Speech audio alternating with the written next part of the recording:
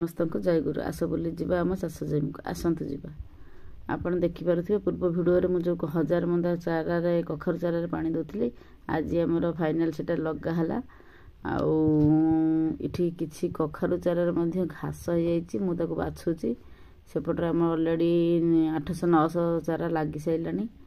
ଯେହେତୁ ଅଧିକା ଚାରା, ତେଣୁ ଚାରା ପାଣି ମାଠିଆ ପାଣି ଦେବା ଅସମ୍ଭବ ହେଉଛି। ତେଣୁ ଆମେ ସାଙ୍ଗେ ସାଙ୍ଗେ ମନ୍ଦାରେ ଗଛ ଲଗେଇ ସାଙ୍ଗେ ସାଙ୍ଗେ ପାଣି ମଡ଼େଇ ଦେଉଛି। ଏପଟେ ଦେଖିପାରୁଥିବେ ମୁଁ ଘାସ ବାଛୁଛି, ଆଉ 100-150 ଖଣ୍ଡେ ଅଛି। ତାକୁ ଘାସ ବାଛି ସାରିଲା ପରେ ସେଇଟା ଲଗା ହେବ।